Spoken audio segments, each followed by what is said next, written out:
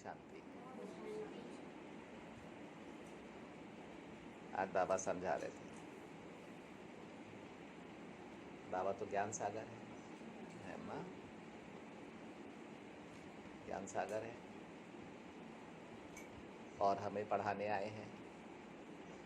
और बाबा जैसा पिता, बाबा जैसा शिक्षक और बाबा जैसा गुरु मिलेगा नहीं। प्यार भी करते हैं, लायक भी बनाते हैं और पार भी ले जाते हैं। तो बाबा के बिना तो है।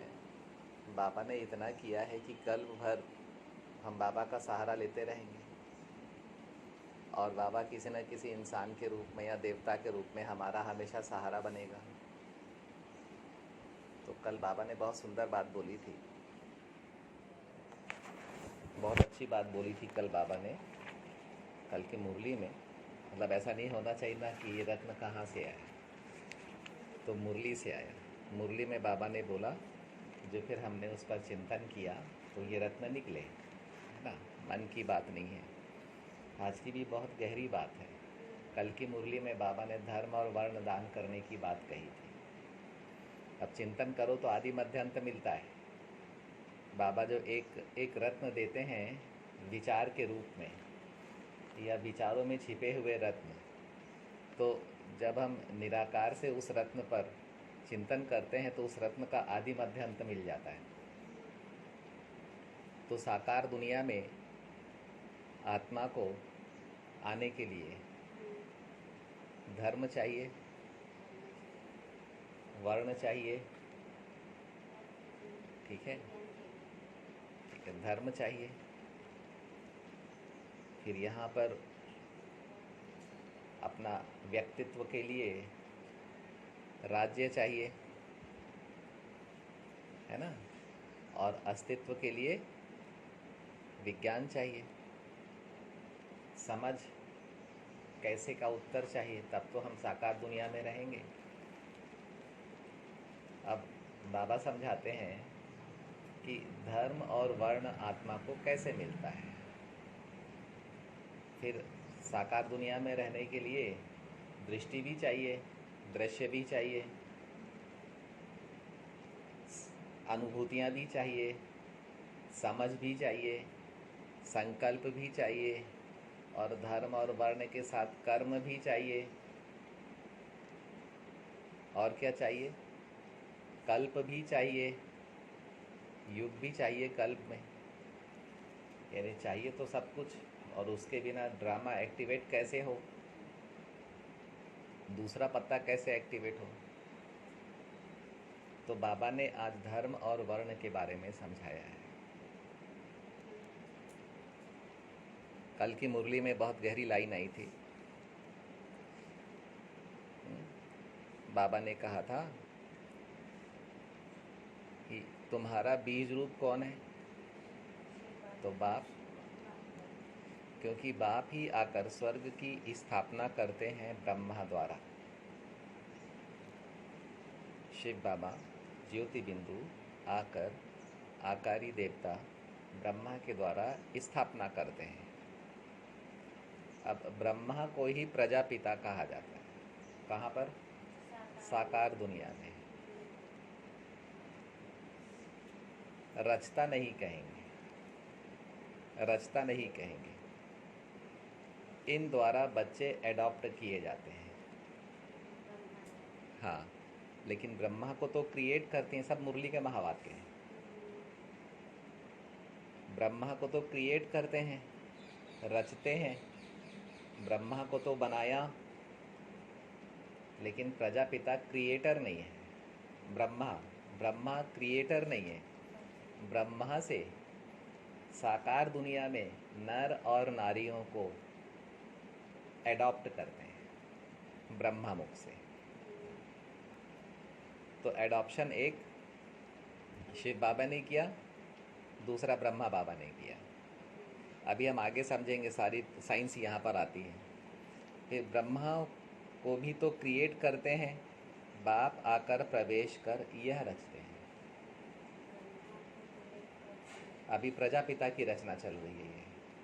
तो बाप आते हैं, जो रचना ब्रह्मा क्रिएट की है उसमें प्रवेश करते हैं और फिर आके प्रजापिता को रचते हैं। ठीक है, आगे की बहुत सुंदर बात है। अब प्रजापिता दादा लेखराज जो आत्मा उनमें है ऑलरेडी, तो शिव बाबा आत्मा को बोलते हैं तुम मेरे बच्चे हो। अब शिव बाबा निराकारी कहते हैं तुम मेरे बच्चे हो, और अपने साथ में किसको लेके आए? ब्रह्मा को। ब्रह्मा को कहाँ रचा? अव्यक्त वतन में। और प्रजापिता कहाँ पर है? साकार दुनिया में। मुरली के महावाक्य उसी से चिंतन किया है। सब अपना अपना सोचेंगे, अपना अपना निर्णय लेंगे, सही है कि गलत हो अपने चिंतन से ही स्वीकार होगा। तो शिव बाबा ब्रह्मा तन में आए, परम धाम से आए, ब्रह्मा में प्रवेश किया, फिर आकर प्रजापिता में। तो शिव और ब्रह्मा ने प्रजापिता में प्रवेश किया। बहुत ही ज़्यादा समझने की बात है कि शूद्र वर्ण कैसे ब्राह्मण वर्ण में परिवर्तन होता है, और जैसे ब्राह्मण वर्ण में परिवर्तन होता है वैसे उस आत्मा का कलयुग खत्म हो जाता है और संगम युग में प्रवेशता हो जाती है। हाँ, उस आत्मा का कलयुग खत्म हो जाता है और संगम युग में प्रवेशता हो जाती है। क्योंकि क्या खत्म हो गया? हाँ, क्योंकि वो शूद्र वर्ण से कहाँ आ गई?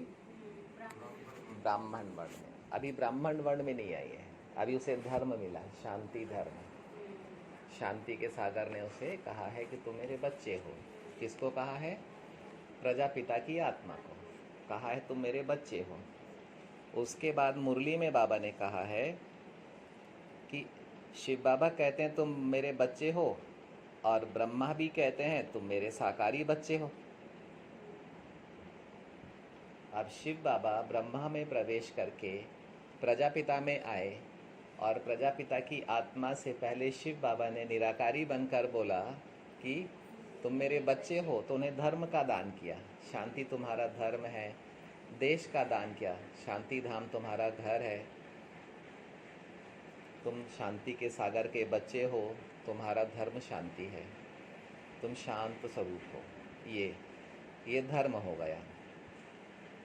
अब ब्रह्मा की प्रजापिता की आत्मा को धर्म दे दिया बाबा ने। अब उसके बाद शिव बाबा ब्रह्मा का रूप धारण करके प्रजापिता से बोलते हैं, यानी ब्रह्मा मुख से बोलते हैं कि तुम मेरे बच्चे हो।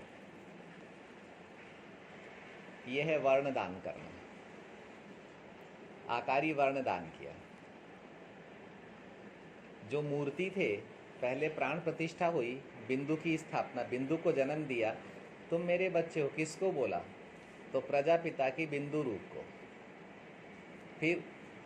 फिर आकारी स्वरूप धारण किया, ब्रह्मा का स्वरूप धारण किया, और फिर ब्रह्मा के मुख से बोले। किसको बोले? प्रजापिता की आत्मा को, कि तुम मेरे बच्चे हो। तो ये इस दौरान क्या हुआ कि उन्होंने ब्रह्मा का आकारी स्वरूप प्रजापिता को दिया और नाम रखा प्रजापिता ब्रह्मा। तो धर्म और वर्ण दोनों का दान दिया। अब ये दो चीज़ दान करना क्यों जरूरी है? एक, क्योंकि अब साकार दुनिया में बच्चों को सुख देना है, दुख समाप्त करना है, पतित से पावन बनाना है, नरक को स्वर्ग बनाना है, तो उनको आने जाने के लिए ठिकाना चाहिए ना। तो वो तो अपने शांति धर्म में ही आएंगे, वो हिंदू धर्म में थोड़ी आएंगे या पुराने देह में थोड़ी आएंगे। तब बाबा अपने लिए धर्म और वर्ण दोनों की व्यवस्था करते हैं, और फिर प्रजापिता ब्रह्मा में आकर अपने बच्चों को एडॉप्ट करते हैं। ब्रह्मा मुख से नर और नारी दोनों को एडॉप्ट कर फिर उनको पढ़ाना शुरू करते हैं। तो ये बात तो बाबा ने कल मुरली में कही थी, तो उससे ये बात समझ में आ रही है। अब धर्म और वर्ण दोनों मिला आत्मा को। ठीक है, तो अब क्या चाहिए? अब आत्मा तो भूली हुई है, पतित है, तो उसे स्मृतियाँ भी तो चाहिए। तब बाबा ने पढ़ाना चालू किया कि तुम्हारा बीज रूप है शिव बाबा, अब वो जब साकार दुनिया में आते हैं तो उनसे दो पत्ते निकलते हैं। कौन कौन से? तो आत्मा निकली तो प्रजापिता में प्राण प्रतिष्ठा हो गई। ठीक है, ठीक है। ड्रामा निकला तो प्रजापिता को आदि मध्य अंत मिल गया। ये शुरुआत है। यही पॉइंट समझना बहुत ज़रूरी होता है। जो आत्माएं इस पॉइंट को समझेंगी, वो अनादि से आदि का जन्म कैसे होता है, नर्क स्वर्ग में कैसे परिवर्तन होते हैं, मनुष्य से देवता कैसे बनते हैं, ये बात समझ में आ जाएगी। अब आदि मध्य अंत मिल गया ब्रह्मा को। अब बाबा ने अपने बच्चा कहा कि तुम मेरे बच्चे हो, तो प्रजापिता में आत्म जागरण हो गया, प्राण प्रतिष्ठा हो गई। अब बच्चे हो तो दिव्य दृष्टि मिल गई। भाई दिव्य दृष्टि दाता के बच्चे, दिव्य दृष्टि सहित दिव्य बुद्धि मिल गई। अब उन्हें आदि मध्य अंत मिला। धर्म और वर्ण मिलने से आदि मध्य अंत मिल गया। तो अब ब्रह्मा बाबा को याद आ गया कि मैं ही विष्णु सा कृष्ण बनने वाला हूँ। दिव्य दृष्टि से साक्षात्कार भी करा दिया। तो अब इनको पूरा निश्चय हो गया, भरोसा हो गया। सेम क्रिया हम लोग के साथ भी हुई कि एक शिव बाबा ने आत्मा को कहा तुम मेरे बच्चे हो, तो आत्मा मिल गई। मूर्ति में, पतित मूर्ति में आत्मा मिल गई। फिर उसको शांति धर्म दान किया, शांति देश धारण दान किया, शांत वर्ण धारण किया, निराकारी स्वरूप धारण किया, अशरीर रूप दान किया, आकारी रूप। फिर ब्रह्मा मुख से बोले कि तुम मेरे बच्चे हो, तो वर्ण दान कर दिया। अब साकार को आकार मिल गया, सद्गुरु मिला दलाल, ब्रह्मा के थ्रू सद्गुरु मिल गया।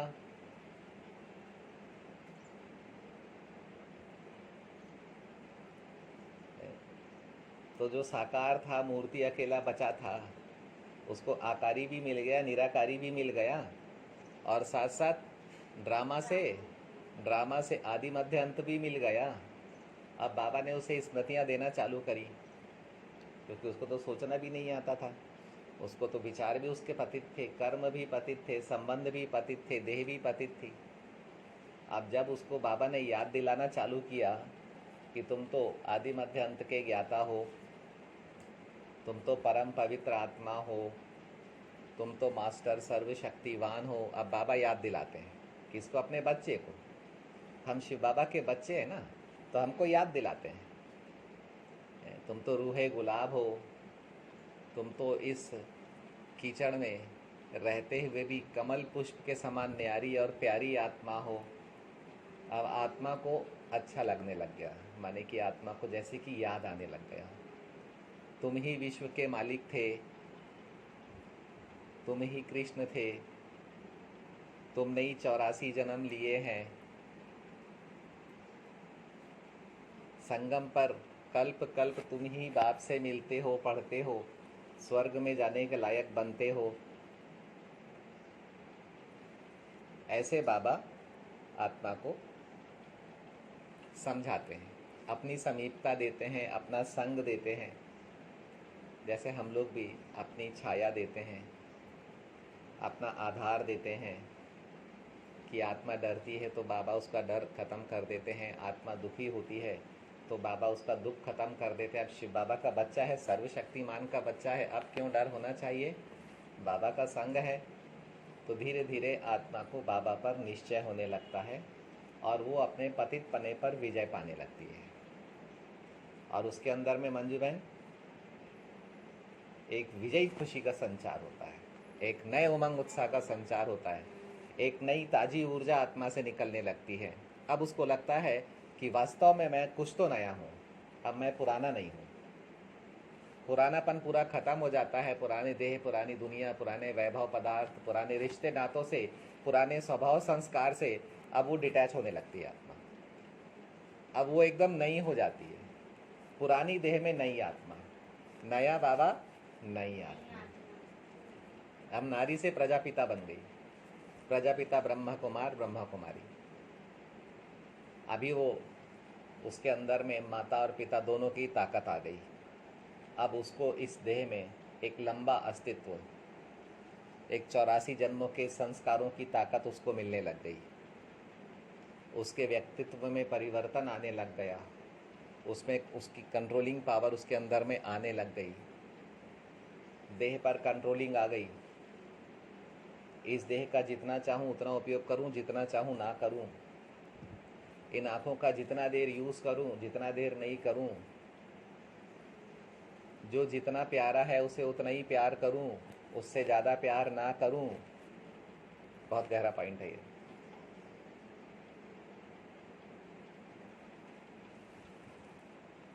जो जितना प्यारा है, जो जितना रिलायबल है, भरोसेमंद है, उस पर उतना ही भरोसा करूं, उससे ज़्यादा ना करूं।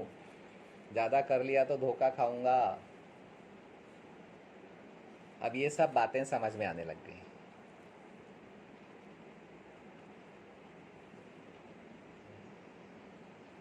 जिसका जितनी देर का संग है उतनी देर करूं, उसके बाद बाबा का संग करूं, ब्रह्मा बाप का संग करूं, मधुबन का संग करूं, दादियों का संग करूं।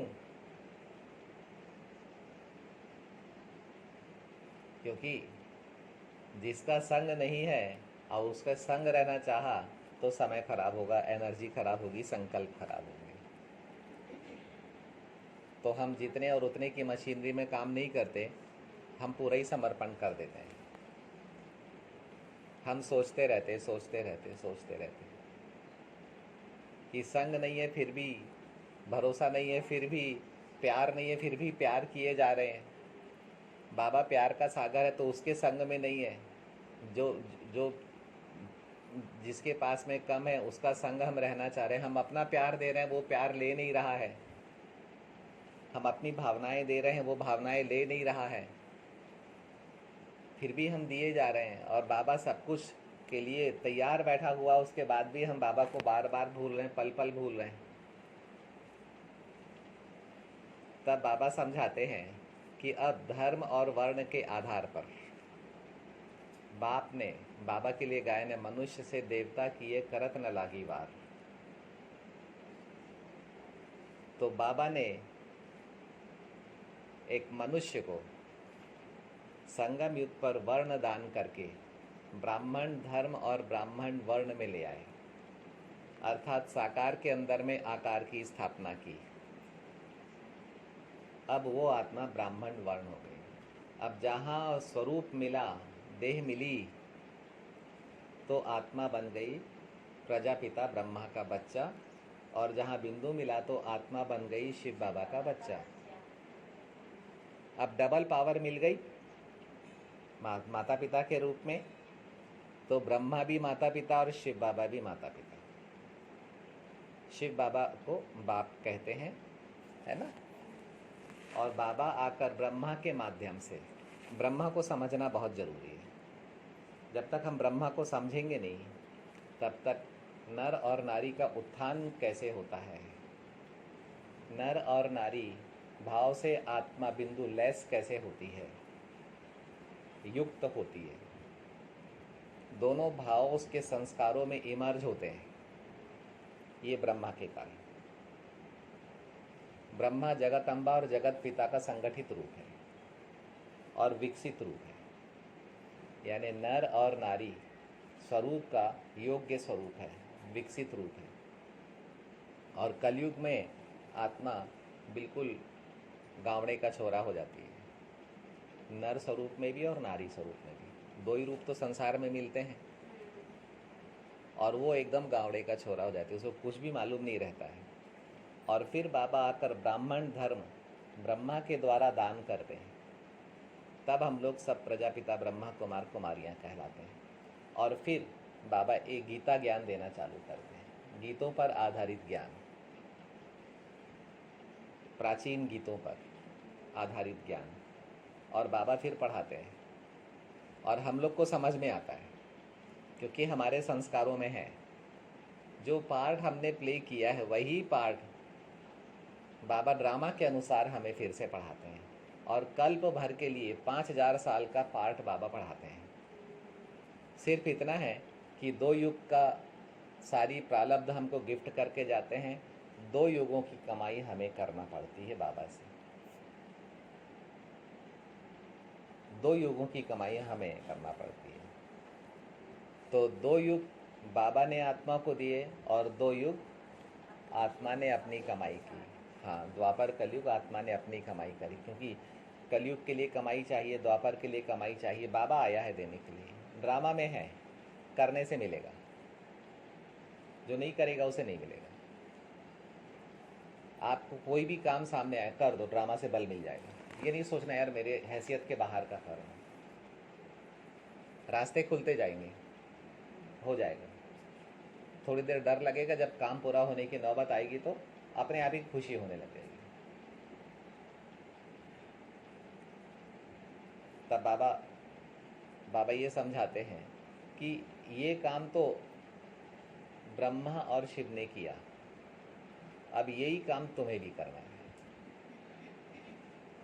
क्योंकि ब्रह्मा और शिव ब्राह्मण वर्ण तुम्हारे साथ भी है। भक्ति में कहते हैं ना, भक्ति के लक्ष्मी नारायण के चित्र में और संगम युग के लक्ष्मी नारायण के चित्र में क्या अंतर होता है?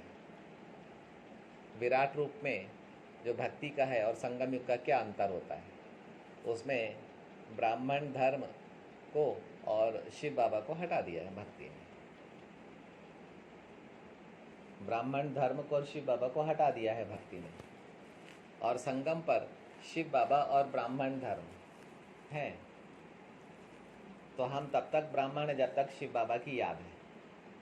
जैसे शिव बाबा की याद भूलती है तो फिर हम भक्ति काल में चले जाते हैं, यानी कलयुग में चले जाते हैं। तो जब तक ब्राह्मण है तो हम त्रिकालदर्शी हैं, त्रिलोकीनाथ हैं, त्रिनेत्री हैं, मास्टर त्रिमूर्ति हैं, मास्टर सर्वशक्तिवान हैं, मास्टर पवित्रता का सागर हैं, मास्टर वृक्षपति हैं, बृहस्पति की दशा को धारण करने वाले। और जहाँ बाबा को भूले ये सारी क्वालिटी गायब। तो ब्राह्मण धर्म और ब्राह्मण वर्ण को धारण करना, जब तक शिव बाबा याद है तो ये है। शिव बाबा भूले तो ब्राह्मण धर्म और ब्राह्मण वर्ण की प्राप्तियां समाप्त हो जाती हैं। फिर कल बाबा ने एक बहुत सुंदर सी बात और भी बोली थी कि अपने को आत्मा समझना है, परमात्मा नहीं, और बाबा को याद करना है। याद हम तभी करेंगे जब हम अपने को आत्मा समझेंगे। भक्ति में कहा आत्मा सो परमात्मा, लेकिन बाबा ने कहा अपने तुम परमात्मा नहीं हो, तुम 84 जन्मों में 5 वर्णों में आने वाले हो, तुम अपना पार्ट प्ले करने वाले हो, तुम परमात्मा नहीं हो, तुम्हें 84 जन्म लेंगे। अब तुम अगर अपने को परमात्मा समझोगे तो याद कैसे करोगे? परमात्मा को याद कैसे करोगे? और याद नहीं करोगे तो तुम्हारे पाप भस्म कैसे होंगे? यही गलती हम लोग द्वापर से करते आए, मैंने भक्ति काल में करते आए कि आत्मा सो परमात्मा कह दिया, आत्मा परमात्मा का अंश है कह दिया, घट घट में भगवान है बोल दिया। तो अब बाबा कहते हैं कि अपने को आत्मा समझो, परमात्मा नहीं समझो, और मुझे याद करो, तो तुम्हारे जो 63 जन्मों के पाप हैं वो भस्म हो। परमात्मा एक ऐसी सत्ता है जिसको याद करने मात्र से हमारी सारी यादें तृप्त होने लगती हैं। तो बहुत सारी यादों को धारण करने से ज़्यादा अच्छा है कि एक परमात्मा पिता को याद करके हम साकार दुनिया पर विजय पाएं। ठीक है? ओम शांति।